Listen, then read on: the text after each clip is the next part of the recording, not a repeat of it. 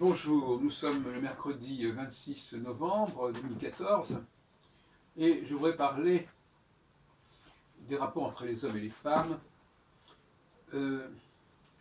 J'ai l'impression que j'ai laissé certaines questions, certains points un petit peu en suspens et que ça peut créer des confusions. Donc je m'aimerais préciser ma pensée à ce sujet.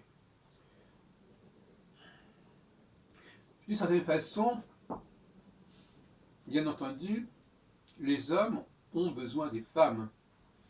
Et je dirais plutôt que tout homme a besoin de femmes. Je répète encore une fois, ce qui est important, c'est le rapport du singulier au pluriel.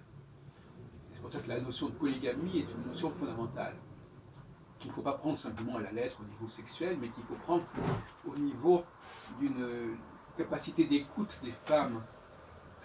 Les femmes ont une capacité d'écouter qu'il ne faut pas minimiser, parce que cette écoute chez elles, elle est vitale.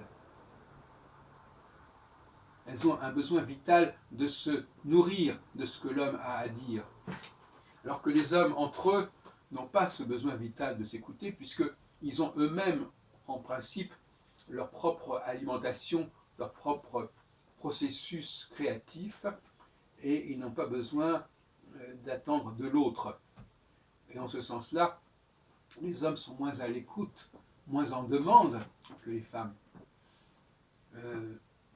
J'ai souvent remarqué, et encore très récemment, que des hommes qui disaient qu'ils suivaient attentivement ce que j'écrivais, ou ce que je disais, n'avaient quasiment pas compris ce que je disais.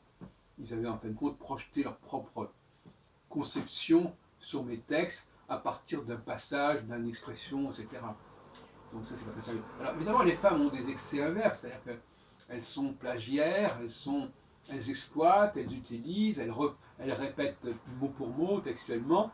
Effectivement, il y a des aspects qui sont problématiques, mais en l'occurrence, c'est tout à fait normal et il faut savoir s'attendre à cela. Les hommes fournissent aux femmes un matériau, du grain à moudre, dont elles vont voir se nourrir collectivement. Il est donc normal que plusieurs femmes soient branchées sur un seul et même homme qui va les fournir dans ce dont elles ont besoin. Donc on ne saurait contester cela.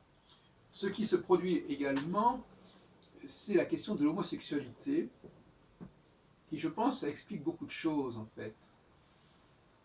Le fait que l'on remplace des femmes par des hommes perturbe complètement le système. Et dans bien des cas, en effet, je l'ai déjà signalé, bien des activités féminines ont été prises en main par des hommes, et à mon avis, ça a été tout à fait fâcheux. Et il a été tout à fait heureux de corriger cela. Je suis bien clair là-dessus. Et il est bon qu'actuellement les choses se soient rétablies, mais pas complètement, puisqu'il y a encore beaucoup d'hommes qui ont des activités féminines, mais par la force des choses, parce que simplement l'économie ne permet pas autre chose. Donc forcément, il y a une espèce de goulot d'étranglement au niveau économique qui oblige les hommes à investir le plan féminin pour pouvoir gagner leur vie, si on peut dire. Et tant qu'on n'aura pas résolu le problème de la rémunération de certaines activités individuelles et créatives, eh bien on aura des hommes qui iront empiéter sur le domaine des femmes, dont le domaine est lui-même parfaitement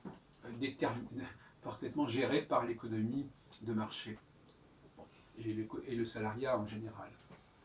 Puisqu'on paye surtout les gens pour faire ce qu'on leur a demandé de faire. On ne les paye pas pour inventer des choses. Enfin, j'exagère, mais globalement, il y a 90% de gens qui sont payés pour faire les choses qu'on leur demande, et quelques pourcents qui sont payés pour être créatifs. Or, la population masculine est aussi nombreuse que la population féminine, donc ça ne peut pas fonctionner. Donc il est normal qu'il y ait un surplus d'hommes qui aillent émigrer vers le champ féminin, et il est normal que ça ait été dénoncé, mais on n'a pas pour autant diagnostiqué exactement le problème.